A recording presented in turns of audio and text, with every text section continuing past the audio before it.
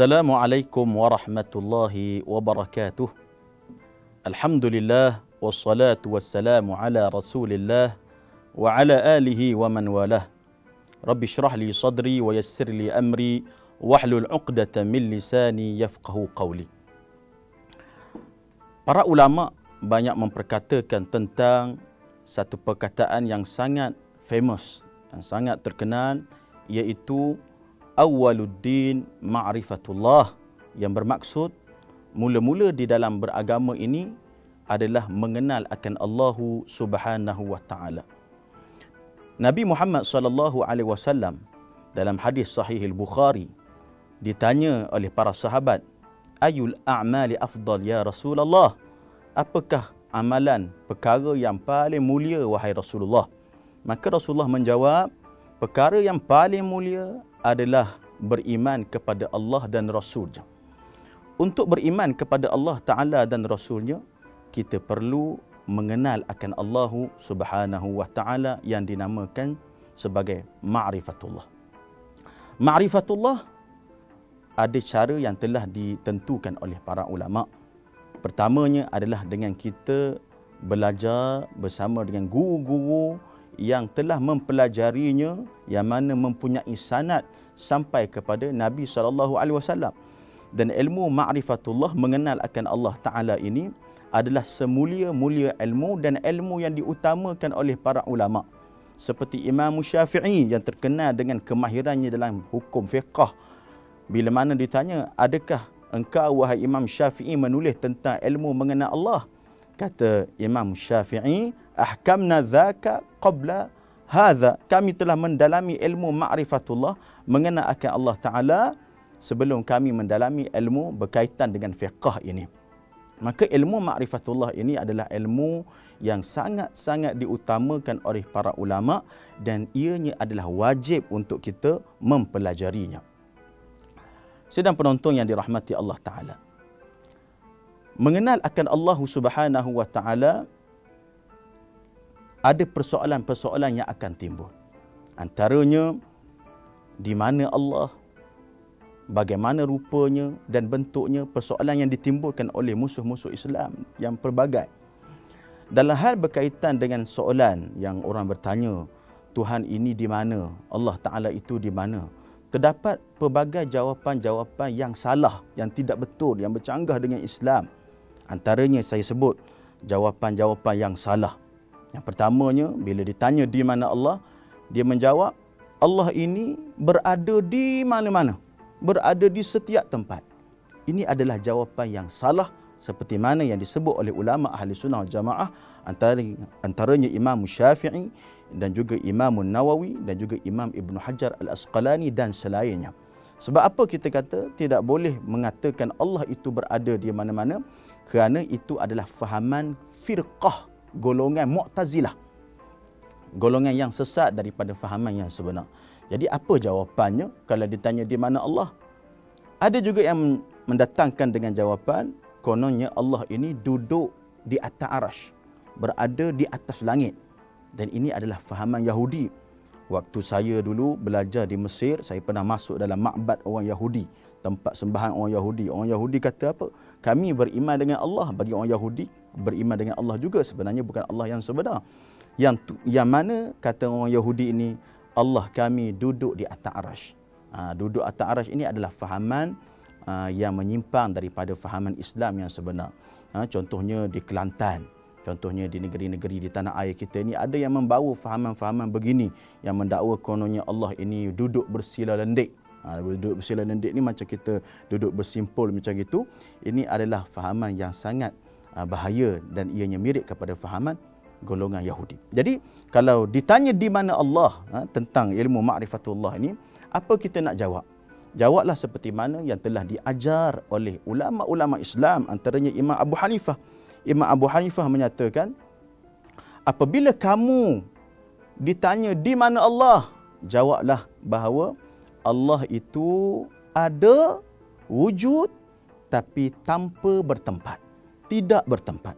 Kerana yang bertempat itu adalah makhluk. Kita sebut bahawa slogan tadi, Allahu dalam bahasa Arabnya, Allahu mawjudun bila makan.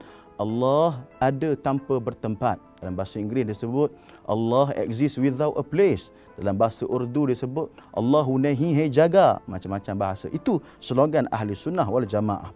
Sebab apa kita kata dalam hal ilmu berkaitan ma'rifatullah, mengenal Allah Ta'ala ini ada tanpa bertempat, kerana yang bertempat itu adalah makhluk. Contohnya, kita melihat ruang kursi ini kosong. Ruang kursi ini kosong.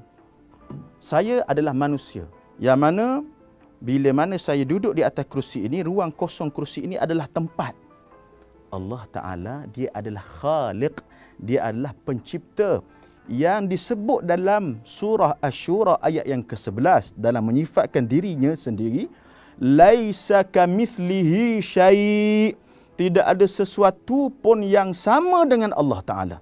Allah Ta'ala tak sama dengan manusia, tidak sama dengan malaikat, tidak sama dengan jin, tidak sama dengan binatang, tidak sama dengan benda yang ada di langit, tidak sama dengan sesuatu yang berada di bumi, tidak sama dengan sesuatu benda pun. Laisa kamitslihi syai'.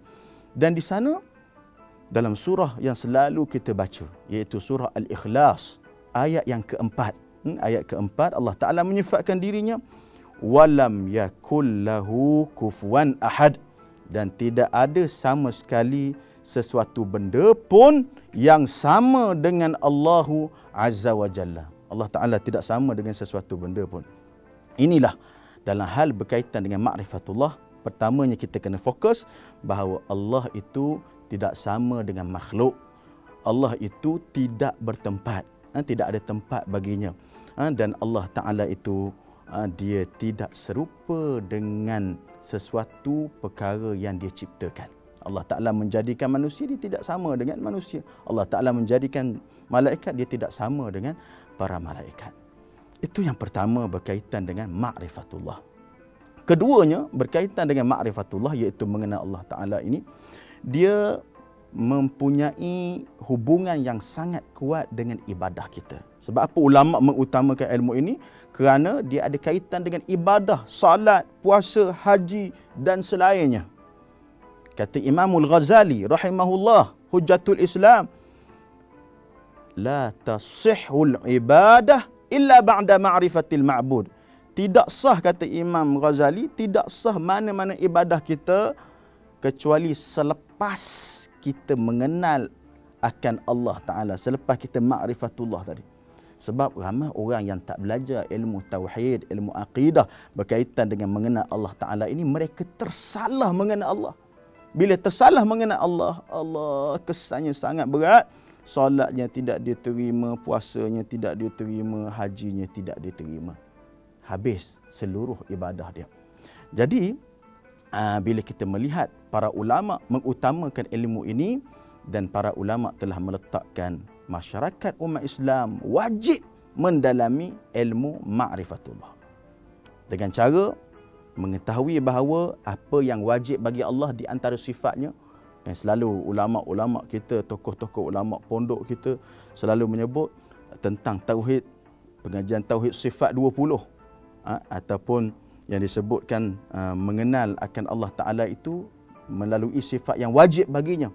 Keduanya, mengenal akan Allah Ta'ala itu apa yang mustahil bagi Allah. Apa yang mustahil bagi Allah Ta'ala itu kena tahu. Apa yang tak boleh kita perkatakan pada Allah Ta'ala itu kena kita tahu. Ketiganya, mesti mengetahui apa yang harus bagi Allah Ta'ala, seperti menjadikan manusia dan tidak menjadikan makhluk yang lain. Itu harus bagi Allah Subhanahu wa Ta'ala. Jadi, ringkasan apa yang kita hendak sebut tentang akidah ataupun fahaman berkaitan dengan ilmu ma'rifatullah ini adalah dengan kita mendalaminya melalui pengajian yang dikenalkan oleh ulama Asy'ariyah, ataupun lebih jelas dengan kita sebut sebagai ulama ahli sunnah wal jamaah yang belajar ataupun yang mengajar akan sifat 20 itu. Sifat 20 itu bukan sifat 20 itu, sifat Allah Ta'ala 20 itu sahaja, tidak. Tapi sifat itu yang wajib kita belajar. Kalau orang tanya, kenapa kena belajar pengajian tauhid sifat 20? Kenapa Allah Ta'ala tak ada sifat yang lain ke? Tak, sifat Allah Ta'ala ni paling banyak, kata Imam Syafi'i rahimahullah, sifat Allah Ta'ala ini seolah-olah la tuhsa. La tuhsa ni maknanya iaitu tidak boleh dikira, terlalu banyak sifat Allah Ta'ala. Jadi yang 20 ni kenapa pula 20? Kenapa dilimitkan 20 ini? Kerana 20 ini yang kita manusia wajib mempelajarinya. Kita ni yang ditaklifkan oleh Allah Ta'ala, kita mesti tahu sifat 20 ini dan mendalaminya. Kerana kalau kita lihat di antara sifat 20 ini diletakkan di dalam nasyid-nasyid, ungkapan-ungkapan yang cantik. Allahu jud qidam baqa mukhalafatu li hawadithi qiyamuhu bi nafsihi wahdaniyah dan sehingga akhirnya lah. Nasyid-nasyid begini bagus, tetapi tidak cukup dengan sekadar kita mempelajarinya melalui nasyid. Kita mesti mendalaminya sedalam-dalamnya. Jadi cara yang terbaik untuk kita tahu tentang ma'rifatullah ini, mengenal akan Allah Ta'ala ini, hendaklah kita ada guru dan kena ada semangat untuk mempelajarinya. InsyaAllah kita akan dirahmati oleh Allah Subhanahu Wa Ta'ala dan juga dikumpulkan bersama dengan orang-orang yang mulia di hari akhirat kelak. Jadi itu saja. Wabillahi taufiq wal hidayah. Wassalamualaikum warahmatullahi wabarakatuh.